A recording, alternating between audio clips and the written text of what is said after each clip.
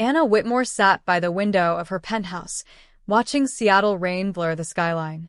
The city looked as tired as her heart. For 20 years, she'd smiled beside a man who never once looked back at her the same way she looked at him. Jimmy Whitmore, the billionaire who owned half the coast, had built empires but lost the only thing that ever truly mattered: love. That morning, while their maid served breakfast, a silver envelope sat beside her teacup. She thought it was a letter of apology. Instead, it was divorce papers. Signed. Sealed. Irrevocable. She didn't scream. She didn't cry. She only smiled, a quiet, haunting smile that made Jimmy pause for the first time in years. "After all I gave you," she whispered, "this is how it ends?" Jimmy turned away, saying nothing, only muttering, "It's better this way." That night, Anna packed nothing. She simply left, wearing the same pearl necklace she'd worn the day he first proposed. She took a cab to a small motel near Lake Union, where no one knew her last name. The rain didn't stop for 3 days. But on the 4th morning, she began coughing blood. By the time Dr. Evelyn Marsh walked into her life, the damage was already done. "Stage 4, the doctor said gently. Anna smiled again, the same quiet smile. "At least now, I have nothing left to lose." Meanwhile, Jimmy sat in his office surrounded by silence. His assistant handed him a newspaper. The headline read, "Anna Whitmore, ex-wife of billionaire, hospitalized." For the first time in 2 decades, he felt something crack inside. Guilt? Regret? Or fear? He couldn't tell. But he knew this story wasn't over, not yet. Everyone thought Anna would die quietly. They didn't know she still had one final wish that could shake a billionaire's world. At the hospital, the air always smelled of disinfectant and rain. Anna lay still, her frail hands resting over a white blanket that felt colder than her memories. The doctors spoke softly outside her room, whispering things they thought she couldn't hear, about time, about chances, about how her story was almost over. But Anna smiled again, the same haunting smile that once frightened Jimmy. Because she wasn't done yet. Dr. Evelyn Marsh came in every morning with gentle words and a notebook full of questions. "Do you have anyone you'd like me to call?" she asked one day. Anna hesitated, her eyes drifting toward the window. "No one who would care," she said softly. But Evelyn could sense there was something unspoken behind that answer, a story too heavy for the hospital walls. Days turned into weeks. The world outside moved on, and headlines shifted. But one person couldn't move on. Jimmy Whitmore. Every night, he sat in his penthouse, pretending the city lights outside were enough company. But when the lights went out, guilt crept in like a shadow. He tried to bury his emotions under work, meetings, and luxury.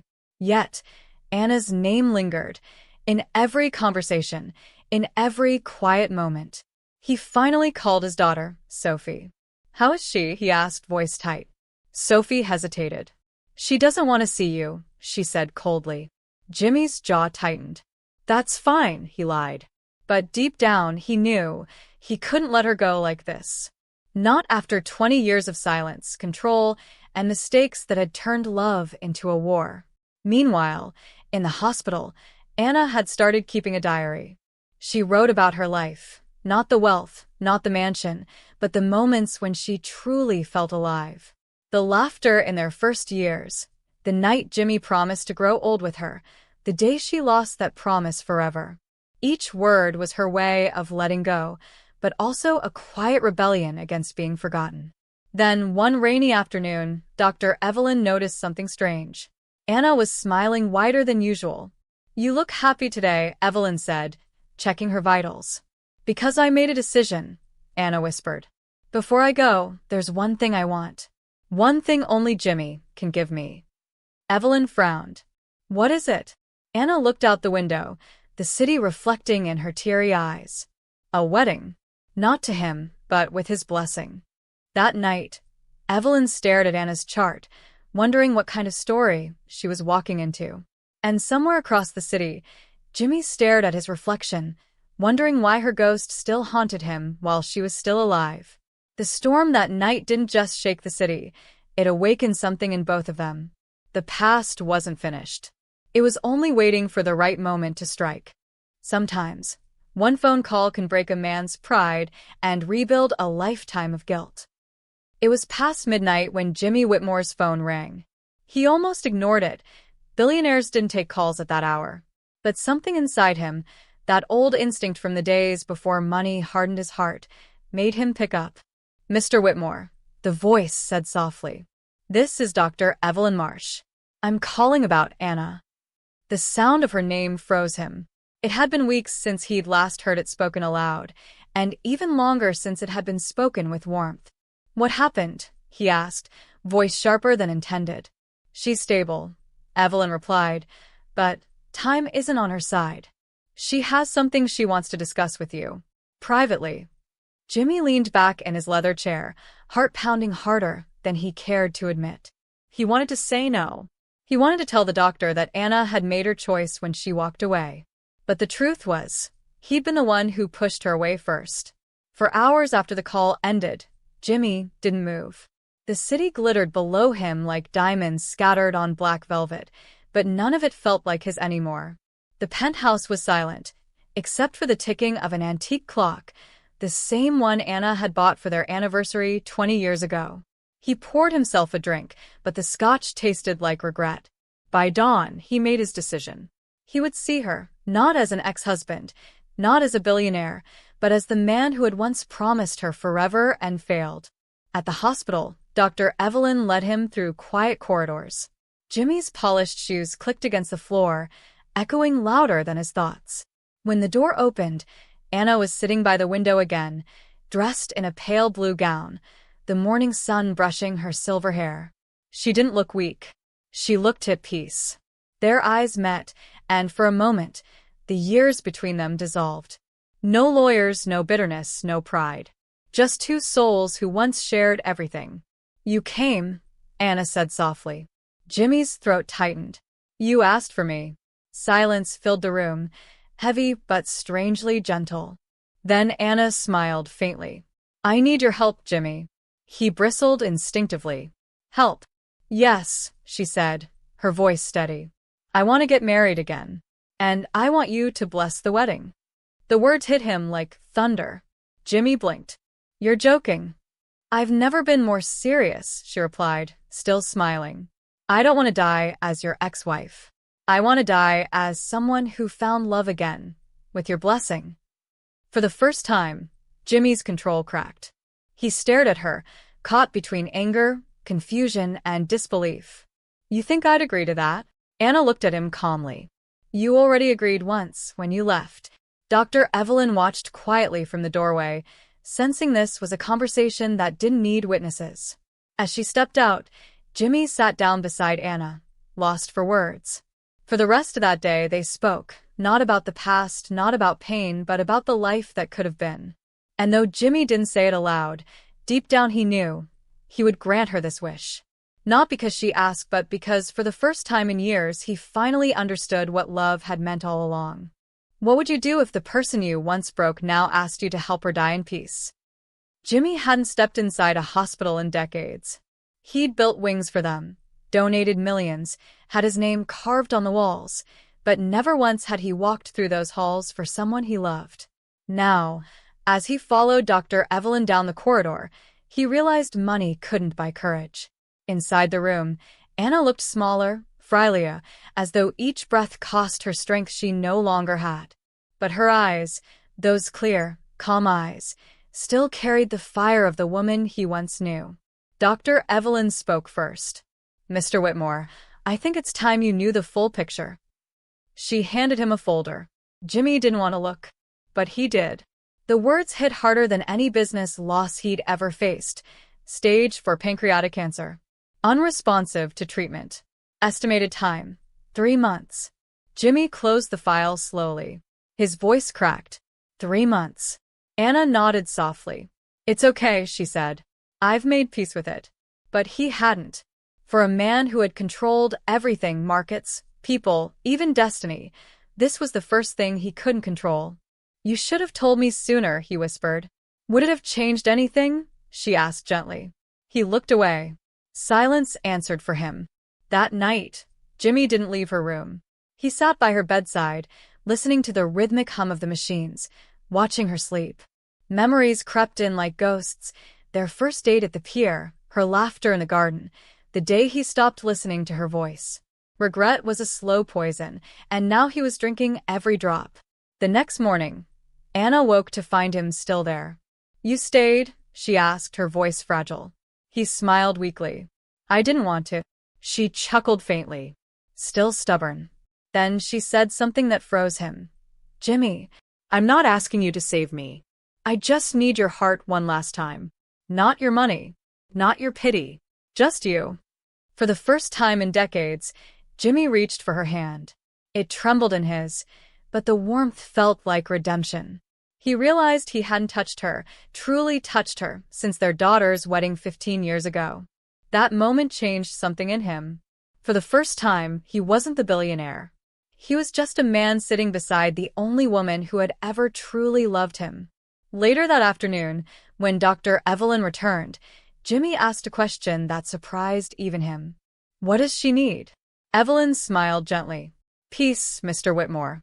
She needs peace." That word lingered long after he left the hospital. Peace. He had everything else: power, wealth, respect, but never peace. Maybe that was what Anna was really asking for. That night, standing on his penthouse balcony, Jimmy made a silent vow. If this was truly her last chapter, he would make sure she wrote it her way, even if it meant letting her go completely. The next morning, the rain had stopped, the first clear sky in weeks. Sunlight slipped through the hospital blinds, painting golden lines across Anna's face. She looked alive, radiant even, like a woman who'd just made peace with her soul. Jimmy arrived quietly, carrying a bouquet of white lilies, her favorite. He hadn't brought her flowers since their second anniversary. "You remembered," she said softly, her eyes glistening. "I never forgot," he replied. They talked for a while, about their daughter, the years lost to silence, and the weight of forgiveness. But Anna's smile carried something deeper that Jimmy couldn't read. Something she hadn't said yet. Finally, she took a deep breath and said, "Jimmy, there's something I need to tell you." He straightened, expecting maybe another confession about her illness or a memory from their past. But what she said next tore through him like a blade. "I want to marry someone else before I die." For a few seconds, the world went silent. He stared at her, certain he'd misheard. "What did you just say?" "I want to remarry," she repeated gently. Not out of love, but out of closure. Jimmy's chest tightened. "You can't be serious." "I am," she said, her voice calm. "There was a man before you years ago. His name is Michael Carter. I loved him once, but I left him to be with you. I thought I was making the right choice. I thought love could be built on security. But I was wrong. Before I leave this world, I want to see him again, to say goodbye properly, and if he still wishes, to marry him. Just for one day. With your blessing." Jimmy's pulse roared in his ears. He couldn't speak. The woman he'd divorced, the woman he'd just started to care about again, was asking him to bless her marriage to another man. He laughed bitterly. "You're asking for my blessing to marry your old lover?" Anna didn't flinch. "I'm asking you to help me leave this world without regret." He stood abruptly, hands trembling. "Do you have any idea what you're asking of me?" She met his eyes calmly. "Yes. I'm asking you to be human again." The words hit harder than he expected. Human. It was something he hadn't felt in years. He left the room without another word. The corridor felt colder than the rain outside. Dr. Evelyn saw him pacing near the elevators, his face pale. "She told you?" Evelyn asked gently. He nodded, unable to answer. "She's serious, Jimmy," the doctor said quietly. "I've seen many people die, but very few do it with peace. She's not asking to hurt you. She's asking to free herself." That night, Jimmy drove for hours through Seattle, past the old streets where they once lived, past the cafe where she used to wait for him after work, past the pier where he once proposed under the rain. Every memory returned like a ghost asking for mercy. He stopped the car by the bay, staring at the moonlit water. Then, For the first time in decades, he cried. Not for her sickness, not for her wish, but for himself. For the man he had become. By dawn, the decision was made. If her last wish was to find peace, he would give it to her, even if it shattered what was left of his heart. Because sometimes love isn't about holding on. It's about letting go. For 3 days, Jimmy Whitmore didn't visit the hospital. He buried himself in meetings, papers, and boardrooms, trying to pretend that Anna's words weren't echoing in his head. I want to marry someone else. Each time he replayed it, it hit harder. Not because she'd chosen another man, but because she'd chosen peace over him. On the 4th morning, as rain drizzled against the penthouse glass, Jimmy finally looked at his reflection and whispered, "You're still a coward." He knew what he had to do. He arrived at the hospital just after sunrise. The nurse at the front desk glanced up. "She's been asking for you." When he entered Anna's room, she was sitting up, frail but glowing with a quiet strength. "You came," she said softly. "I had to think," he replied, his voice rough. "About what?" "About whether I could do what you're asking." Anna studied him, waiting. The silence between them stretched until he finally said, "If this is truly your last wish, I'll make it happen." Her lips trembled. "Jimmy." He lifted a hand to stop her. "Don't thank me. I'm not doing this because I understand it. I'm doing it because I owe you peace." Anna's eyes filled with tears, not of sorrow, but of gratitude. For the first time, Jimmy wasn't talking like a billionaire trying to fix things. He was talking like the man she'd fallen in love with all those years ago. Dr. Evelyn entered quietly, sensing the emotional shift in the air. "So, you're saying yes?" Jimmy nodded. "Yes." "Find this man, Michael Carter. Bring him here." Evelyn hesitated. "That may not be easy. From what Anna told me, they lost contact decades ago." Jimmy gave a faint smirk. "I built empires from nothing. I can find one man." For the next week, he used every resource at his disposal: private investigators, lawyers, even old contacts from their hometown. The search led him through fragments of history: old letters, photographs, phone records. Each piece felt like he was walking through Anna's memories, through a world he never truly knew she carried inside her. Finally, they found him. Michael Carter, 42, a carpenter living in a small coastal town 2 hours away. Widowed. Quiet. Ordinary. Jimmy stared at the report for a long time, then whispered, "So this is the man she never stopped loving." He didn't tell Anna immediately. He waited until her condition stabilized again. When he finally did, her reaction stunned him. She didn't cry. She just smiled. "Thank you," she said. "You've done more for me in these weeks than in our whole marriage." He looked at her, guilt pressing on his chest. Maybe this is my way of making it right. That night, Jimmy stayed longer than usual. He sat beside her bed, watching the city lights flicker through the window. Anna fell asleep holding the lilies he brought her days ago, now slightly wilted, but still beautiful. He whispered into the quiet room, "If this makes you happy, Anna, then maybe that's enough." For the first time in years, Jimmy didn't feel powerful or rich. He just felt human, painfully, beautifully human. And somewhere deep inside, he knew that what came next would change them both forever. The drive to Port Townsend was long and gray, the highway slicing through mist and pine trees that looked like they'd been standing since time began. Jimmy Whitmore sat in the back seat of his limousine, watching raindrops chase each other down the window. Every mile took him closer to the one man he'd spent years unknowingly competing with, the ghost from Anna's heart. He'd spent the past week trying to prepare for this meeting. He'd rehearsed his words, his tone, even his expression. But nothing could prepare a man like Jimmy, a man who'd built walls of pride, for what it meant to knock on another man's door for love that wasn't his anymore. When they arrived, the driver parked near a small wooden house overlooking the sea. It was nothing like the marble and glass world Jimmy lived in. The air smelled of salt and sawdust. A handmade sign read, "Carter's Carpentry Shop." Jimmy stepped out, his Italian shoes sinking slightly into the damp earth. He walked to the porch, hesitated, then knocked. The door opened, and there he was, Michael Carter. Tall, rugged, with streaks of silver in his hair and hands calloused from years of work. His eyes, a warm hazel, carried both surprise and suspicion. "Can I help you?" Jimmy straightened his coat. "My name is Jimmy Whitmore." The recognition was instant. "Anna's husband," Michael said flatly. "Ex-husband," Jimmy corrected quietly. Michael didn't invite him in. He just crossed his arms, waiting. Jimmy took a deep breath. "She's dying." The carpenter's expression softened. "I know. I saw the article." "She wants to see you," Jimmy continued. "She wants to marry you. And she asked for my blessing." For a long moment, the sea wind was the only sound. Then Michael shook his head in disbelief.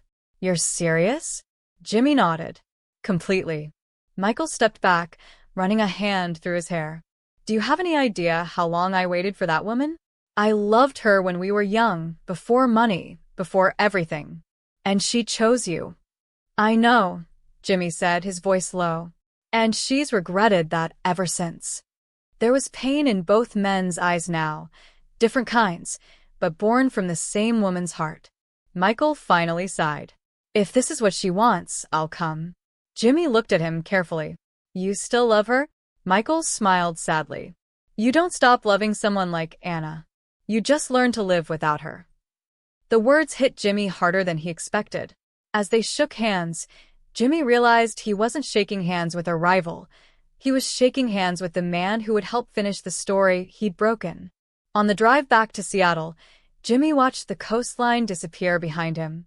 For the first time in his life, he didn't feel like a billionaire. He felt like a witness to something sacred, something money could never touch. That night, when he walked into Anna's room, she was awake. The moment she saw his face, she knew. "You found him," she whispered. Jimmy nodded, trying to smile. "He's coming." Her eyes filled with tears. "Thank you, Jimmy. You have no idea what this means to me." He sat beside her bed, took her hand, and whispered, "I think I'm starting to understand." Outside, the rain began again, gentle this time, like the world was crying with them. The next morning, sunlight filtered through the hospital blinds, painting pale stripes across Anna's face. Her breathing was slower now, each inhale a struggle, each exhale a quiet surrender. She turned her head toward the window and whispered, "He's coming today, isn't he?" Jimmy nodded from the chair beside her bed. "Yes. He's on his way." The air in the room was thick with anticipation. Dr. Evelyn had warned that Anna's condition could worsen at any time, but Anna seemed to be holding on, waiting for this one moment. The moment she'd dreamed of for half a century. When the elevator doors opened in the lobby, Michael Carter stepped out, carrying nothing but a single white lily. His face was older, yes, but his eyes, those same soft, searching eyes, looked untouched by time. Nurses turned as he passed. Something in his presence felt like a story walking back into its final chapter. Jimmy met him halfway down the hall. No words were exchanged, just a silent nod. The kind that only men who've both loved the same woman could share. When Michael entered the room, Anna's eyes opened, and for a second, she looked 20 years younger. "Michael," she breathed. He walked closer, his voice trembling. "You look beautiful, Anna." She laughed weakly. "You liar." But tears spilled down both their cheeks before another word was said. Jimmy quietly stepped back, letting them have the moment. It wasn't his anymore. It never really had been. Michael sat by her bed, holding her hand like it was something fragile and priceless. "You kept your hair gray," he said with a soft smile. "Didn't have much of a choice," she teased, her voice breaking into coughs. He chuckled. "You always said you'd never dye it. Said it told your story." She smiled faintly. "Every strand holds a piece of it." The two of them sat like that, hand in hand, time collapsing around them. The years apart, the regrets, the what-ifs, none of it mattered now. Only this did. Jimmy watched from the window. For the first time, he didn't feel jealous. He felt grateful. Grateful that she got to feel love the way it was meant to be, even if it wasn't from him. Dr. Evelyn quietly entered and whispered to Jimmy, "She's stronger today. It's almost like she's waiting for something." Jimmy nodded. "She is." her peace. As the day faded, the hospital turned quiet. The hum of machines, the whisper of air vents, it all became the soundtrack of goodbye. Michael looked at her and said softly, "You once told me we'd meet again when the world forgave us. Maybe this is that day." Anna smiled, tears catching the light. "Then let's not waste it." She reached for Jimmy's hand too. "Both of you," she said. "You've been parts of my story. One gave me life, the other gave me love. I wouldn't be me without either." Jimmy's eyes burned as he looked at them both. "You always were stronger than both of us." Anna squeezed their hands. "Promise me one thing. Don't make my death a tragedy. Make it a beginning for someone else." Neither man could answer. But deep inside, both knew this moment wasn't about endings. It was about forgiveness. As night fell, Michael whispered, "I'll come back tomorrow." Anna nodded weakly. "Bring your suit. We have a wedding to finish." Michael laughed through his tears. "Yes, ma'am." Jimmy walked him out, the two men silent until they reached the lobby. "Thank you," Michael finally said. Jimmy nodded. "For what?" "For giving her this." Jimmy's voice cracked. "She gave it to herself. I just stopped standing in the way." They shook hands again, firmer this time. And for the first time, Jimmy didn't feel like a man losing something. He felt like a man setting something free. That night, alone in his penthouse, Jimmy poured a glass of scotch but didn't drink it. He stood by the window, staring at the city lights, and whispered, "You finally got your peace, Anna." And somewhere across town, in that hospital room glowing under moonlight, Anna smiled in her sleep, as if she'd heard him. The morning of the wedding came with a soft drizzle, as if heaven itself couldn't decide whether to cry or smile. The Seattle skyline was washed in gray and gold, a color that matched the feeling in Jimmy Whitmore's chest, bittersweet, uncertain, but strangely peaceful. The hospital chapel had been transformed overnight.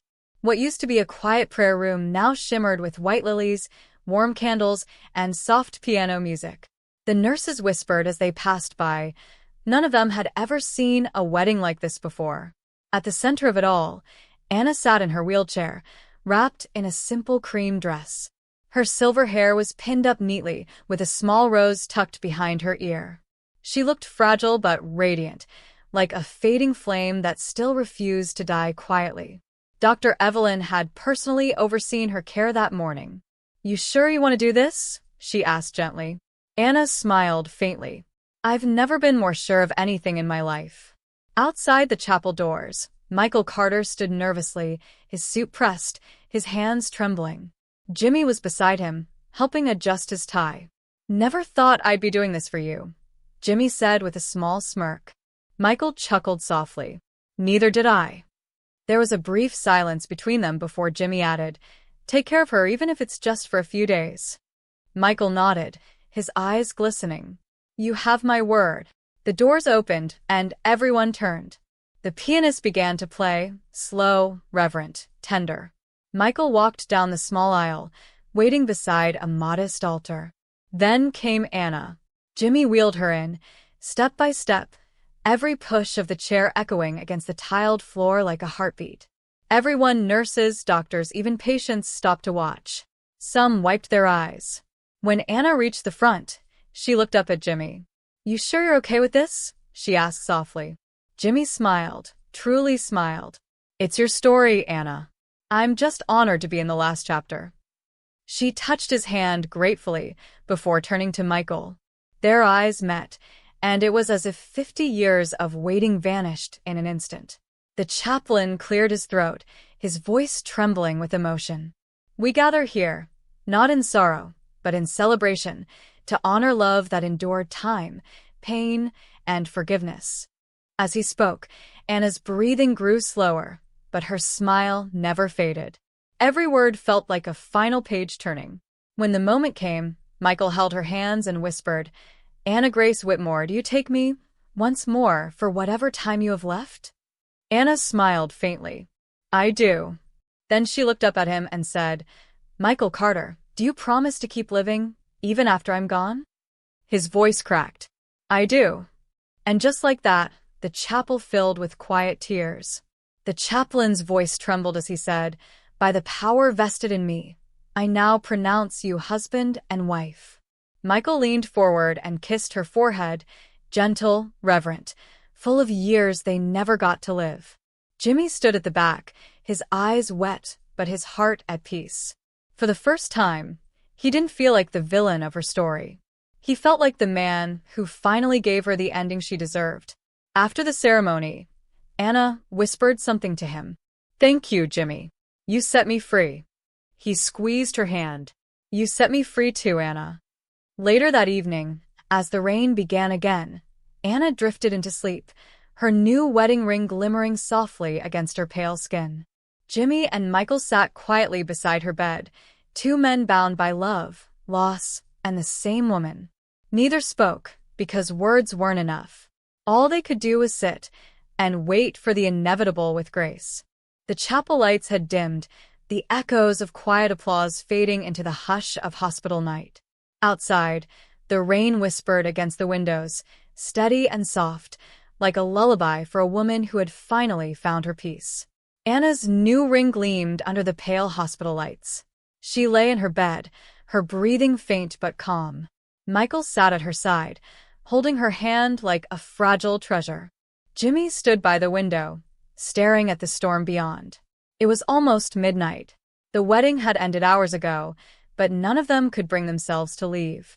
Something in the air felt sacred, like time had paused just long enough for them to say everything they never did. Anna's eyelids fluttered open. "You both still here?" she whispered. Michael smiled softly. "We're not going anywhere." Jimmy turned, voice low. "We've got nowhere better to be." Anna chuckled faintly. "I suppose I should be flattered." She looked from one man to the other, her past and her present standing side by side. "There's something I need to ask," she said, her tone suddenly serious. Both men leaned closer. Anna took a deep breath, her frail hand trembling slightly. "When I'm gone, promise me you won't let my story die here. Promise me you'll keep helping people find peace, like we did today."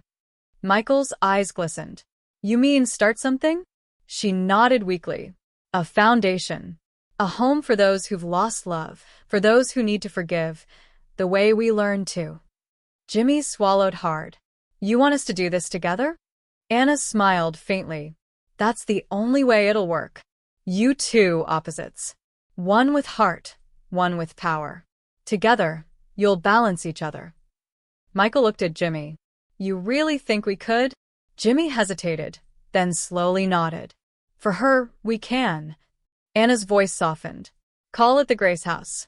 After the middle name you both forgot I had." "The Grace House," Michael repeated, tasting the words. "I like that." Jimmy smiled sadly. She always had a way with names. Anna's eyelids began to flutter again, her voice weaker. "It's funny," she murmured. "I spent years angry at you, Jimmy. But tonight, I realize you never stopped loving me. You just didn't know how." Jimmy's throat tightened. "You're right. I didn't. But if I could do it again." She pressed a finger to his lips. "Don't. You've already done enough." Then she turned to Michael. "And you waited too long, but you still came. That's love." Tears ran down his weathered face. "You are worth every year." The monitor beeped softly. Her strength was fading fast. Anna's eyes lifted toward the ceiling. "If there's anything after this," she whispered, "I hope I get to see the both of you laugh together. That's how I'll know I did something right." Jimmy's voice broke. "Anna." She smiled faintly. "Sure. "I'm just tired." And then she whispered one final line, barely audible, but heavy with meaning. "Promise me you'll live." Michael bent over, kissing her hand. "We promise." Jimmy placed his hand over hers. "You have my word." Her breathing slowed once, twice, and then, gently, it stopped. The monitor went flat. No alarms. No panic. Just silence. Peaceful, sacred silence. Michael bowed his head. Jimmy turned away, tears streaming freely. The rain outside grew heavier, masking their sobs against the glass. Dr. Evelyn entered quietly. She didn't need to check. She could see it in their faces, Anna Grace Whitmore was gone. But even in death, her expression was serene, like she'd simply drifted into another dream. Later that night, as Michael and Jimmy stood together at the hospital entrance, the world outside glistening with rain, Jimmy said quietly, "We'll build it, you know. The Grace house. We owe her that much." Michael nodded. No. "We owe her everything." And for the first time, the two men smiled, not as rivals, but as brothers bound by the same promise.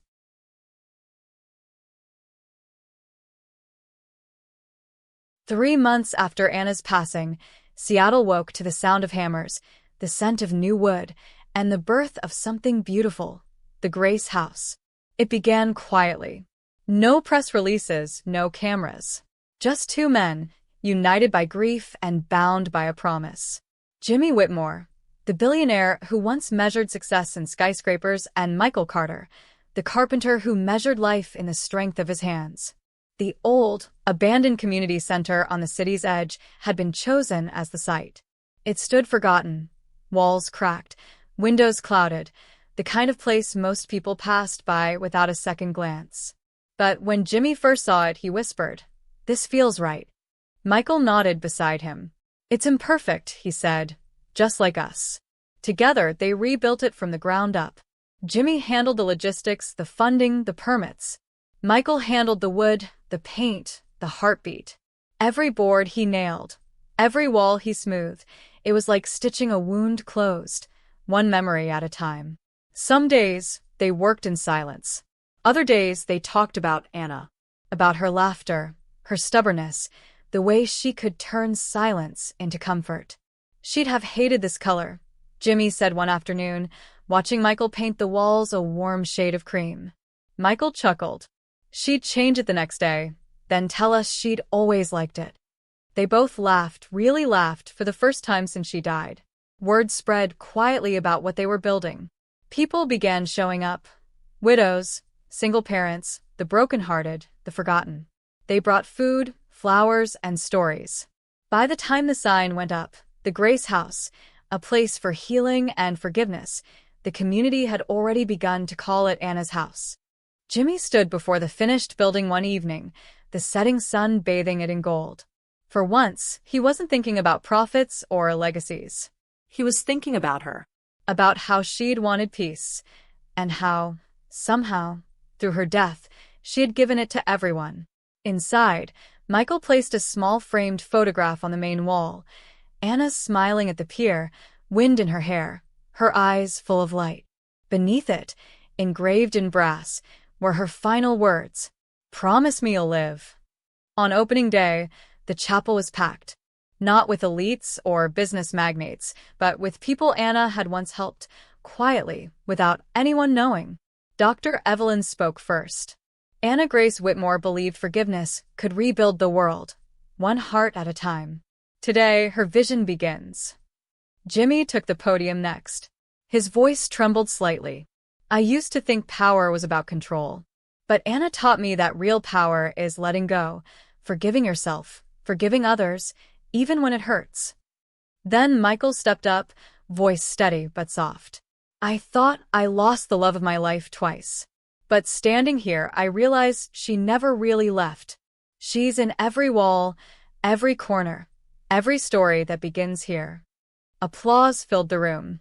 Outside, doves were released into the sky, a symbol of freedom, of peace, of promises kept. Jimmy watched them rise and whispered, "We did it, Anna." Michael stood beside him, eyes fixed on the sky. "No, Jimmy." "She did it." They both smiled, feeling her presence between them, not as a ghost, but as something real, alive, and eternal. That night, when the last light went out, the Grace house stood tall and glowing under the moonlight, a beacon of love, forgiveness, and everything Anna Grace Whitmore left behind. For the first time, Jimmy didn't feel alone. And for the first time, Michael didn't feel like he'd waited too long. Anna had been right all along. This wasn't an ending. It was the beginning of something far greater. 3 weeks after the Grace house opened, Jimmy thought he had finally found peace. Every morning, He walked through the sunlit halls, greeting volunteers and visitors, feeling Anna's presence in the laughter and warmth that filled the rooms. But peace is a delicate thing. It only takes one whisper from the past to stir it.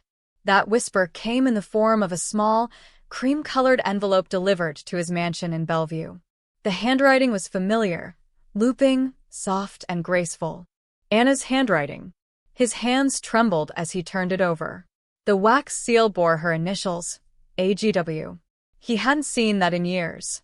For a long time, he just sat there staring, afraid, because opening that letter meant facing her one last time. When he finally did, his heart felt like it might stop. The letter began with her usual gentle humor. If you're reading this, Jimmy, it means you've survived my business longer than expected.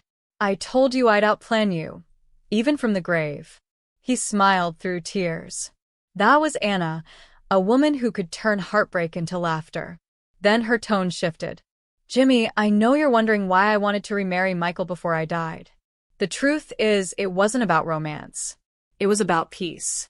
I forgave him years ago, but I needed you to see it. I wanted you to understand that forgiveness isn't forgetting. It's freeing yourself from the pain. Jimmy's chest tightened. I also knew you'd help him after I was gone.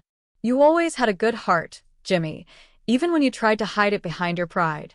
I needed you both to heal. I needed you to finish something I couldn't. A small photo fell out of the letter. It was the three of them, Anna, Jimmy, and Michael, taken 25 years ago at a charity event. She was between them, smiling. They both had their arms around her. He hadn't remembered that night in years. But looking at it now, he saw what she had always seen. Not rivals, not enemies, but two men who had loved her in different ways. The next lines hit him hardest. There's one last thing I need you to do for me. In the chest by the window of our old bedroom, you'll find a small blue notebook. It holds my final wish, something bigger than the Grace house. Promise me you'll open it, Jimmy. He stood, heart pounding, and went straight to the master bedroom, untouched since she'd passed. The air smelled faintly of lavender and old books. He opened the cedar chest, the hinges creaking. Inside, neatly wrapped in tissue paper, lay the blue notebook. On the cover, written in her delicate script, the second promise. He hesitated before opening it, but curiosity and love won. Inside, pages filled with her thoughts, dreams, and one bold vision. I want a foundation, not just for healing, but for beginnings. For women rebuilding after loss, for children who never got to say goodbye, for anyone who needs a reason to live again. The Grace house is step 1. This is step 2. Jimmy's tears dripped onto the pages. She had been planning this all along. Every act of kindness, every conversation, every fight, it all led here. Then came the final line, underlined twice. Jimmy, if you truly love me, don't mourn me, multiply me. He closed the notebook and pressed it to his chest. For the first time, his grief didn't feel like a weight. It felt like fuel. That night, he drove back to the Grace house. Michael was there, sanding the final bench in the courtyard. Jimmy handed him the notebook silently. Michael wiped his dusty hands and opened it. As he read, his expression softened, then cracked. Tears welled. She planned all this, he whispered. Jimmy nodded. She always did. Michael looked up, a mix of sorrow and pride in his eyes. So, what now? Jimmy smiled. Not the tight, polite smile of a billionaire, but a real one. Now, he said, we build her second promise. They stood in silence for a while, the wind rustling the trees, the stars shining above the Grace house. Anna had written her story in their hearts, and even in death, she was still the author of their next chapter. 2 months after finding Anna's blue notebook, the Grace Foundation became the new obsession of Jimmy Whitmore's life. He poured every ounce of energy, money, and emotion into it, the way he once had with his companies. But this time, the goal wasn't profit. It was purpose. The foundation's vision was clear: to support widows, single mothers, and the elderly abandoned by their families, the very people Anna had always cared for quietly. Michael joined him in every meeting. They weren't friends, not yet, but something between them had changed. Grief had turned into partnership. Forgiveness had turned into understanding. Still, not everyone believed in their mission. "Jimmy, this foundation will drain you," warned Harold Green, Jimmy's longtime business advisor. "You've already given millions to that Grace house. Why keep going?" Jimmy smiled faintly. "Because this time, Harold, I'm not giving money. I'm giving back time. Hers." But just as things started moving smoothly, as blueprints were approved and plans were underway, an unexpected visitor arrived at the Grace house. Her name was Lena Whitmore, Jimmy's estranged daughter. She hadn't spoken to him in over 15 years. Their last conversation had ended with her shouting, "You cared more about your empire than your own family." Now, she stood in the entry hall, her heels clicking sharply against the marble floor. In her early 40s, Lena was the mirror of her mother, graceful, composed, but with a storm behind her eyes. "Dad," she said flatly, "we need to talk." Michael watched from a distance, quietly setting down his tools. Jimmy nodded, bracing himself. "Lena, you look like your mother." "Don't," she cut him off. "Don't use her memory to soften this." She pulled out a folder and placed it on the table. Inside were legal documents, inheritance papers. "You're liquidating family assets to fund the Grace Foundation," she said. "That money belongs to me, too." Jimmy blinked, stunned. "You're fighting over money, after what your mother stood for?" Lena's expression tightened. "No, I'm fighting for sanity. You're building shrines to your guilt. You couldn't love her when she was alive, so now you're trying to buy redemption with her name." The words hit him like a blade. Michael stepped forward, trying to calm things. "Miss Whitmore, this isn't about." She turned sharply. And you? "You were the other man, weren't you? The carpenter, who thought he could fix her heart. You don't belong here." Silence. The kind that makes air heavy. Jimmy exhaled slowly. "Lena, your mother forgave both of us. That's why we're here. You should, too." But Lena's eyes glistened with tears she refused to let fall. "You don't get to tell me what forgiveness looks like." She left, slamming the door so hard the sound echoed through the hall like thunder. Jimmy stood frozen. For a long moment, no one spoke. Finally, Michael said quietly, "She's hurting. Just like we were." Jimmy nodded, rubbing his temples. "I know, but I'm not losing another person I love to pride." That night, Jimmy sat alone in his office at the Grace house, staring at Anna's blue notebook again. He ran his fingers over her handwriting, reading the last page. "If you truly want to honor me, rebuild what's broken. Not just with others, but within your family. Don't build walls, Jimmy. Build bridges." The next morning, he showed up at Lena's condo in downtown Seattle, something he hadn't done in decades. She opened the door, still in her robe, eyes puffy from crying. "Dad." He smiled weakly. "You once told me I never came when it mattered. So, here I am." They sat in silence for a while, the city noise humming faintly outside. Then, slowly, Jimmy told her everything about Anna's letter, the notebook, the promise, the foundation. Lena listened quietly, the anger in her eyes softening with every word. When he finished, she looked down, whispering, "She wanted this. All of it." "She did," Jimmy said. "But she wanted you, too. She wanted all of us healed." Lena's voice cracked. "She wrote me once before she died. I never opened it. I was too angry." Jimmy reached out, gently squeezing her hand. "Then maybe we both have something left to read." For the first time in years, father and daughter sat together, not as enemies, but as two broken people learning how to forgive. By the time the sun rose the next morning, Lena had agreed to join the board of the Grace Foundation. Michael smiled when he heard the news. "She's got her mother's fire." Jimmy chuckled softly. "And her stubbornness. God help us all." For the first time in 20 years, Jimmy Whitmore's family was healing. And as the Grace Foundation began to rise from Anna's final dream, it carried not just her name, but her spirit. The second promise had begun. 6 months later, the city of Seattle woke to a morning unlike any other. Streets were lined with banners that read, The Grace Foundation, where every ending finds a beginning. The once empty lot downtown had been transformed into something breathtaking. Glass walls that reflected the sunrise, gardens filled with white lilies, Anna's favorite, and a courtyard built around a single oak tree, just like the one she loved to sit under at their old home. Today was the grand opening.